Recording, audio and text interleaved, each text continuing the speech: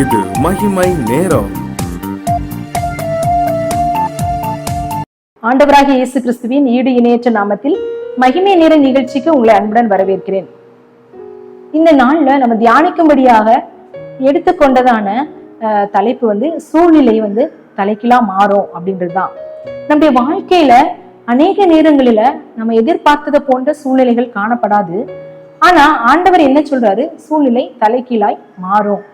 எப்படி மாறுச்சு அப்படின்றத நம்ம பார்க்கலாம். 2 ராஜாக்கள் 4 அதிகாரம் 38ஆம் வசனத்துல இருந்து எலிசா கில்காலுக்கு போறாரு. அங்க அநேக தீர்க்கதரிசிகளின் புத்திரர் இருக்காங்க. அந்த தீர்க்கதரிசிகள் புத்திரர் அந்த இடத்துல இருக்கும்போது அது என்ன பஞ்ச காலமாய் காணப்பட்டது. அந்த பஞ்ச காலத்துல யாருக்கும் சாப்பாடு இல்லை. அந்த நேரத்துல எலிசா அவனுடைய வேலைக்காரனை நோக்கி சொல்றான், ஒரு பெரிய பானையில நீ என்ன செய்ய, கூழ் காய்ச்சு அப்படின்னு சொல்றான். அப்போ அந்த பானையில கூழ் காய்ச்சிட்டு இருக்கும்போது தீர்க்கதரிசினி புத்திரர்ல ஒருவர் போய் கீரைகளை பறிக்கிறதுக்காக வெளியே போறாரு. கீரைகளை பறிக்க போனவர் பேய் கொம்மட்டி காய பார்த்து மடி நிறைய எடுத்துட்டு அதை அரிஞ்சு அந்த பானையில போட்டாரு. அந்த கூழோட சேர்ந்து அந்த விஷமான அந்த பேய் கொம்மட்டி காயும் என்ன செய்யுது, சேர்ந்து வேகுது. சாப்பிடும்போது அது சாப்பிடக்கூடாமல் இருக்கிறது, இதுல சாவு இருக்கிறது அப்படின்னு சொல்றாங்க. இந்த சூழ்நிலையை நம்முடைய வாழ்க்கையோடு நம்ம ஒப்பிட்டு பார்க்கும்போது அநேக நேரங்கள்ல நம்முடைய வாழ்க்கையில எதிர்பார்த்த காரியங்கள் நடக்காது. ஒருவேளை சாப்பிட்றது கூட அவங்க வழி இல்லாம அந்த பஞ்ச நேரத்துல இருந்திருப்பாங்க. அதே போல நம்ம போறதுக்கு வழியே இல்லை, எனக்கு இது நடக்கணும் ஆனா இது வழியே இல்லை அப்படின்ற சூழ்நிலைகளுக்குள்ள நம்ம காணப்படும் போது நம்ம ஏதாவது ஒண்ணு கிடைக்காதா அப்படின்றது. இவங்க கீரை தான் பறிக்க போறாங்க, நம்முடைய தேவை ஒரு விஷயமா இருக்கும். ஆனா அங்க போகும்போது வேற எதையோ ஒண்ணு பார்த்து அதை டைவர்ட் ஆகி அதை நம்ம செய்கிறவர்களாக, இல்ல அதை எடுக்கிறவர்களாக, அதை அனுபவிக்கிறவர்களாக, அதை உபயோகப்படுத்துகிறவர்களாக நம்ம செய்வோம், காணப்படுவோம். இப்படி நம்ம காணப்படும் போது நம்முடைய வாழ்க்கையில நமக்கு என்ன செய்யும் அப்படின்னா, நம்ம எதிர்பார்த்த சூழ்நிலைகள் தலைகீழாய் மாறிடும். நம்ம நன்மையான காரியம் நடக்கணும் அப்படின்னு நினைப்போம், அது தீமையா மாறிடும். இங்க பாத்தீங்க அப்படின்னா கூழ் காய்ச்சுறாங்க. அவங்க அதை சாப்பிட்டு அவங்களுடைய வாழ்க்கை அவங்க பஞ்ச காலத்துல அவங்க இன்னும் வாழணும் அப்படின்றதுக்கு அவங்க வாழ்க்கைக்குரிய ஆகாரத்துக்காக அவங்க என்ன செய்யறாங்க, அந்த கூழை காய்ச்ச சொல்றாரு. ஆனா கீரையை போடுறதுக்கு பதிலா கீரையை பறிக்க போகும்போது பேய் கொம்மட்டிக்காய பறிச்சு அதை போட்டு அது விஷத்தன்மையா மாறப்படுது. இதே மாதிரி நம்முடைய வாழ்க்கையில நன்மையான காரியங்களை நம்ம செய்யணும், இல்ல தீமையான காரியங்களை செஞ்சோம் அப்படின்னா நம்முடைய வாழ்க்கையை விஷத்தன்மை உள்ளதா மாறிடும். ஆண்டவராகிய இயேசு கிறிஸ்து இந்த உலகத்துல நம்மை படைத்ததான நோக்கம் அவருடைய அன்பை நம்ம வெளிப்படுத்தணும். தீமையான காரியங்களை நம்ம செய்யக்கூடாது. ஆனா அநேக நேரங்கள்ல நன்மையான காரியங்களுக்கு நேராக நம்ம சென்று கொண்டிருக்கும் போது நம்முடைய வாழ்க்கையில தீமையான காரியங்களை தான் நம்ம செய்கிறவர்களா நம்ம டைவர்ட் ஆகிறோம். ஆண்டவர் ஞாயிற்றுக்கிழமை காலையிலே ஆலயத்துக்கு போனோம் அப்படின்னு நம்ம எழும்பி இருக்கும்போதுதான் வேற யாராவது வருவாங்க, எங்கேயாவது கூப்பிடுவாங்க.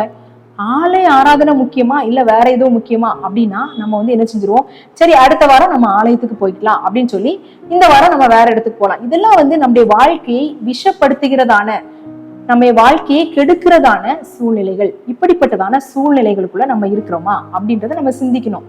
இந்த வருஷ கடைசியில நம்ம வந்துட்டோம். இந்த வருஷத்துல நம்ம என்ன செஞ்சோம், ஆண்டவருக்காக நம்ம என்ன செஞ்சோம், என்னுடைய வாழ்க்கையில நான் உபயோகம் உள்ளவனாய் வாழுகிறேனா, என்னுடைய வாழ்க்கைக்கு ஒரு அர்த்தம் இருக்கிறதா, நான் கரெக்டான பாதையில தான் போகிறேனா, எனக்கு வேண்டியதை தான் நான் செய்யறேனா, ஆண்டவர் விரும்புகிறதா செய்கிறேனா அப்படின்னு நம்ம யோசிக்க நம்ம அழைக்கப்படுகிறோம். இந்த பேய் கொம்மட்டிக்காய் என்ன செய்து அந்த பானையில இருந்த எல்லா விதமான அந்த கூழையும் என்ன செய்து விஷப்படுத்திட்டு கெட்டு போக பண்ணுச்சு. அதே மாதிரி ஒரு சின்ன காரியமா இருக்கலாம், ஒரு சின்ன பாவமா இருக்கலாம், நம்முடைய வாழ்க்கையில அது நம்முடைய வாழ்க்கையை வீணெடுத்து விடுகிறதா காணப்படுகிறது. இந்த சூழ்நிலையில இப்படிப்பட்ட சாவு இருக்கிறதால இந்த சூழ்நிலையில என்ன நடந்தது அப்படின்னு பார்த்தா எலிசாட்ட போய் சொல்றாங்க, தேவனுடைய மனுஷனே இந்த பானையில சாவு இருக்கு அப்படின்னு சொல்லும் போது அவன் என்ன சொல்றான், மாவை எடுத்துட்டு வாங்க, மாவை அதுல போடுங்க அப்படின்னு சொல்லும் போது மாவை போடும்போது அது என்ன செய்யுது, அந்த விஷம் எல்லாம் மாறி அது என்ன செய்யுது, சாப்பிடுறதுக்கு ஏதுவா மாறிச்சு, தோஷம் இல்லாமல் போயிற்று அப்படின்னு சொல்லி ஜனங்கள் சாப்பிடுறாங்க. இதே மாதிரி நம்முடைய வாழ்க்கை கெட்டு போயிற்று, நம்முடைய வாழ்க்கை நம்முடைய பாவத்தினால நம்ம மூழ்கி போனவர்களா காணப்படுகிறோம். எப்படி நம்முடைய வாழ்க்கையை சீர்படுத்துகிறது. மாவு அப்படின்னா அது வார்த்தைக்கு ஒப்பனையாக சொல்லப்படுகிறது. கர்த்தருடைய வார்த்தை ஆண்டவர் நமக்கு கொடுத்திருக்காரு. ஆதியிலே வார்த்தை இருந்தது, அந்த வார்த்தை தேவனாய் இருந்தது. அவர் அந்த வார்த்தை தான் மாம்சமாகி இந்த உலகத்துல இயேசு கிறிஸ்துவா வெளிப்பட்டது அப்படின்றத யோவான் 1 நம்ம பார்க்கிறோம். அந்த வார்த்தை ஆகிய இயேசு கிறிஸ்துவ நம்முடைய வாழ்க்கையாகிய பானையில நம்ம போடும்போது நம்முடைய தோஷம் எல்லாம் மாறும், நமக்கு இருக்கிற பிரச்சனைகள் எல்லாம் மாறும், நமக்கு இருக்கிற கஷ்டங்கள் மாறும், நம்முடைய வாழ்க்கை கெட்டு போனதா காணப்பட்டுச்சுன்னா அது நன்மையாக மாறும் அப்படின்றது எந்த விதமான சந்தேகமே இல்லை. இந்த எலிசா தீர்க்கதரிசி ஒரு மிகப்பெரிய நிறைய அற்புதங்களை செய்தார். மிகப்பெரிய தீர்க்கதரிசியா காணப்பட்டாரு. எலியாவிடத்தில் இருந்த வல்லமையை காட்டிலும் 2 மடங்கு வல்லமையை பெற்ற இந்த எலிசா என்ன செய்யறாரு, மாவை கொண்டு வாங்க அப்படின்னு சொல்றாரு. ஒருவேளை செஞ்சு ஏதாவது சொல்லி இருந்திருக்கலாம், இப்படி செய்யுங்க, அப்படி வார்த்தையாலே அவன் சொல்லி என்ன செஞ்சிருக்கலாம், ஒருவேளை அந்த காரியத்தை மாற்றிருக்கலாம். ஆனா மாவை கொண்டு போடுறாரு. என்ன அப்படின்னா, தேவனுடைய வார்த்தைக்கு அது ஒப்பனையா காணப்படுகிறது. நம்முடைய இருதயமாகிய ஆவிக்கு ஆலயம் ஆண்டவர் சொல்றாரு, நீங்களே அந்த ஆலயம் அப்படின்னு சொல்றாரு.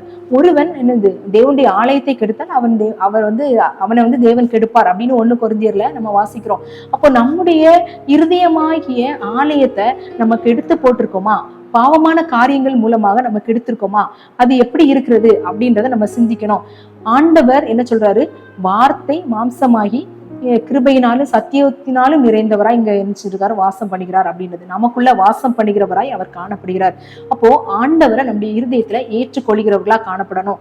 அந்த மாவு, அந்த விஷம் நிறைந்த அந்த கூடை எப்படி அது தோஷம் இல்லாமல் மாறி போக பண்ணினதோ, ஆண்டவருடைய வார்த்தை நம்முடைய இருதயத்துக்குள்ள போகும்போது நம்முடைய பாவ பழக்கங்கள் எல்லாம் மாறி பரிசுத்தமாய் வாழக்கூடிய வழியை ஆண்டவர் தானா கட்டளையிடுவாரு.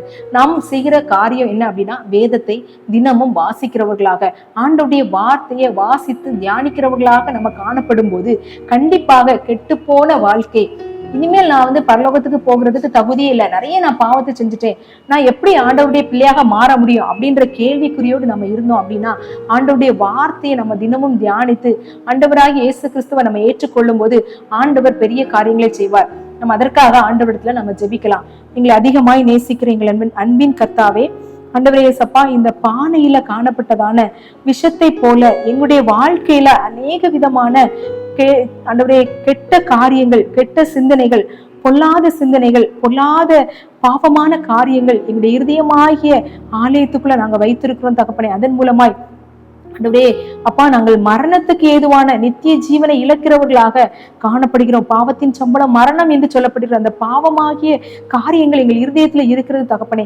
நீங்க ஆண்டவரே உங்களுடைய வார்த்தையாகிய இயேசு கிறிஸ்து ஆண்டவரே எங்கள் உள்ளத்துல நீங்க வரும்படியாக நாங்க ஜெபிக்கிறோம். இந்த நாட்கள்ல நாங்க ஆண்டவரே கிறிஸ்து பிறப்பு பண்டிகை ஆண்டவரே நாங்கள் கொண்டாடி கொண்டிருக்கிறதான இந்த காலகட்டத்துல ஆண்டவராகிய இயேசு கிறிஸ்து எங்கள் இருதயமாகிய ஆண்டவரே இயேசப்பா ஆலயத்துல நீங்க ஆண்டவரே தங்கி இருக்கும்படியாக, எங்களுடைய பொல்லாத சிந்தனை மாற்றும்படியாக, எங்களுடைய கெட்ட காரியங்களை எல்லாம் எடுத்து போடும்படியாக உங்களுடைய கரத்துல ஒப்புக் கொடுக்கிறோம். ஆண்டவரே எல்லா சூழ்நிலைகளையும் நீங்க மாற்றுகிற தேவனாய் காணப்படுகிறீங்க. இந்த சூழ்நிலைகளை மாற்றி நாங்கள் பரிசுத்தம் உள்ளவர்களாக, மீட்கப்பட்டவர்களாக வாழ எங்களுக்கு கிருபை தாங்க. துதிகன மகிமை எமக்கு செலுத்துகிறேன். இயேசுவின் மூலம் ஜெபிக்கிறேன் நல்ல பிதாவே, ஆமென். தேவன் தாமே இந்த வார்த்தைகளை ஆசீர்வதிப்பாராங்க.